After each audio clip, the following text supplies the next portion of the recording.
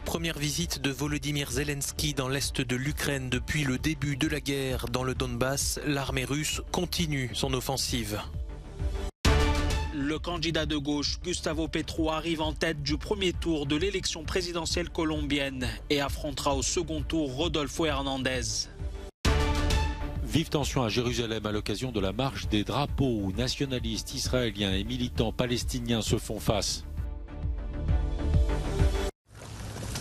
Pour la première fois depuis l'invasion russe, Volodymyr Zelensky s'est rendu ce dimanche dans l'est de l'Ukraine, plus précisément à Kharkiv, deuxième ville du pays.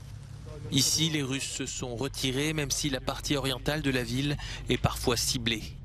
Avec plus de 2000 habitations détruites, le président ukrainien appelle à trouver des fonds pour reconstruire. Nous devons trouver de l'argent et des lignes de crédit. L'État doit fournir des garanties et les villes doivent trouver des super projets, trouver de l'argent. Parce que dans les villes, les gouverneurs et les maires ont plus de chances de trouver tel ou tel programme européen pour la construction de logements, certains programmes d'État et certains programmes locaux. C'est une chance de donner une nouvelle perspective à ces districts. Sur le terrain, l'offensive russe se poursuit dans le Donbass. Après avoir pris la ville de Liman, Moscou tente de s'emparer de Sloviansk et Kramatorsk un peu plus à l'ouest. À quelques kilomètres, les combats font également rage pour la conquête de Severodonetsk, pilonnée sans relâche, tout comme Lysychansk, ville voisine. Plus au sud, les forces russes s'approchent de Soledar, une zone qui, en cas de conquête par la Russie, permettrait de couper Severodonetsk de toute communication et d'encercler une partie des soldats ukrainiens postés dans le secteur.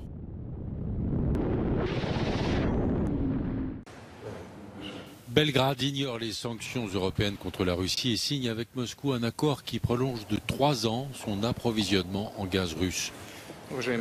Même si la Serbie est candidate à rejoindre l'Union européenne, son président Alexandre Vučić est resté proche de Vladimir Poutine et refuse de condamner explicitement l'invasion de l'Ukraine par la Russie. Selon les sondages, la majorité des Serbes préférerait rejoindre une forme d'union avec la Russie plutôt que l'Union européenne. En échange de son soutien, la Serbie bénéficie de tarifs préférentiels. Selon Aleksandar Vučić, Gazprom fait payer son gaz 3 fois moins cher à la Serbie qu'aux autres pays européens et l'hiver prochain, le tarif devrait être 10 fois moins élevé qu'ailleurs. La Serbie dépend quasiment entièrement du gaz russe et Moscou est l'actionnaire majoritaire de la compagnie nationale serbe de pétrole et de gaz. Il aura fallu 2 jours au patriarche moscovite Kirill pour prendre acte de la rupture annoncée par l'Église orthodoxe ukrainienne. Le schisme historique suit celui de 1992 quand déjà une partie des croyants et du clergé ukrainien avaient pris leur indépendance. L'évêque Kliment est le porte-parole de l'Église orthodoxe ukrainienne. Administrativement, l'Église orthodoxe d'Ukraine est absolument indépendante de l'Église orthodoxe russe. C'est ce que définit la charte que nous avons adoptée hier. Notre métropolite a fait une déclaration pour exhorter le représentant de l'Église orthodoxe russe à faire tout ce qui était en son pouvoir pour arrêter l'agression militaire de la Russie contre l'Ukraine. Malheureusement, non seulement nous n'avons vu aucune action dans ce sens de la part du patriarche Kirill, mais nous n'avons pas non plus reçu de réponse. Le patriarche russe, qui voit dans l'invasion de l'Ukraine un combat contre les forces du mal, assure ce dimanche comprendre la décision de l'Église orthodoxe d'Ukraine. Kirill dit toutefois prier pour qu'aucun obstacle temporaire ne puisse détruire l'unité spirituelle des peuples russes et ukrainiens. Les Colombiens veulent du changement. L'opposant de gauche, Gustavo Petro, arrive largement en tête du premier tour de l'élection présidentielle en Colombie. Selon les résultats officiels portant sur 99% des suffrages, le sénateur Gustavo Petro, un ex-guerriero converti à la social-démocratie, a obtenu 40,3% des voix ce dimanche. D'après les observateurs, le candidat de gauche a su exploiter la volonté de changement manifestée par les Colombiens face aux inégalités et à la corruption. Pour le second tour, il sera opposé au millionnaire Rodolfo Hernandez, qui est arrivé deuxième avec 28,2%. À 77 ans, ce candidat inclassable, souvent surnommé par la presse locale le Trump colombien, a créé la surprise en arrivant devant le candidat conservateur Federico Gutiérrez. Les 4 années de mandat du président sortant Ivan Duque ont été marquées par la récession, des manifestations antigouvernementales et une aggravation de la violence des groupes armés. Des échauffourées ont éclaté à Jérusalem entre juifs orthodoxes et militants palestiniens au début de la marche des drapeaux, aussi appelée le jour de Jérusalem. En réponse à des slogans à la gloire du peuple juif et parfois haineux vis-à-vis des Palestiniens ont répondu en jetant des pierres et des objets et en criant « Allah est grand ». La police israélienne craignait des dérapages et avait mobilisé 3000 officiers pour sécuriser la manifestation. Chaque année, des milliers d'Israéliens participent à cette marche pour célébrer ce qu'ils désignent comme la réunification de la ville sainte en 1967 à l'issue de la guerre des 6 jours. C'est le jour où nous célébrons la libération de notre vieille ville, notre ancienne capitale, Jérusalem. C'est symbolique et important de dire au reste du monde qu'il s'agit de notre ancienne capitale historique nationale. Des Palestiniens ont organisé à Ramallah une contre-manifestation. Les cortèges se déroulent dans un climat tendu. Ces dernières semaines, 19 Israéliens et 35 Palestiniens ont été tués dans des attaques et dans des opérations des forces israéliennes.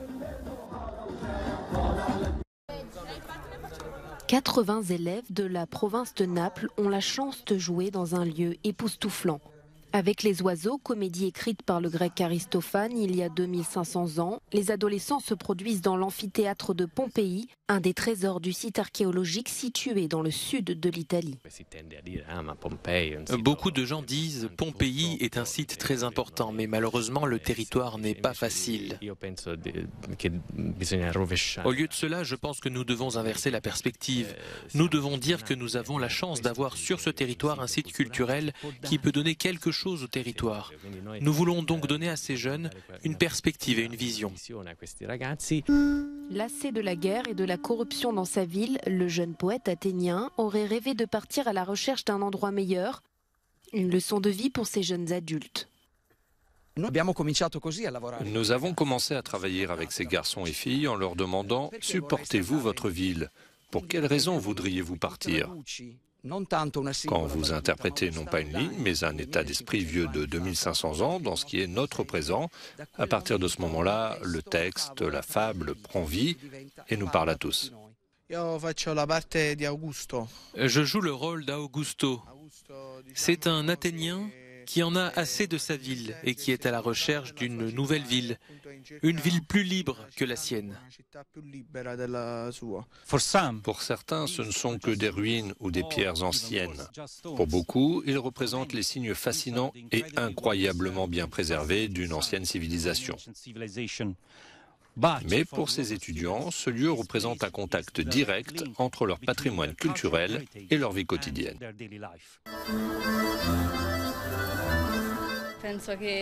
Je pense qu'en dehors de ma ville, je pourrais réaliser mes rêves, car je suis danseuse et je ne pense pas qu'elle puisse me donner ce à quoi je veux aspirer. Je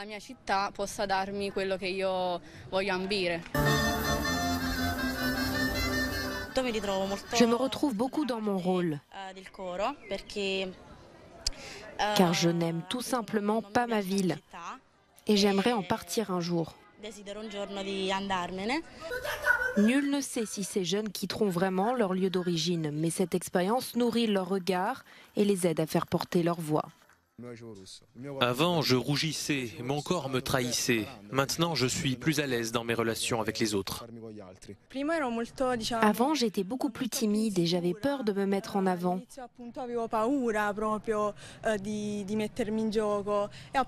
Mais cette expérience m'a permis de me libérer de ces peurs et de la crainte d'entrer sur scène. Après ces représentations, fin mai, le spectacle sera joué à Ravenne début juin et partira ensuite en tournée dans d'autres villes italiennes. Cette collaboration a permis à ces jeunes de voir ce que le théâtre peut leur apporter et qu'ils sont les artistes de leur propre avenir.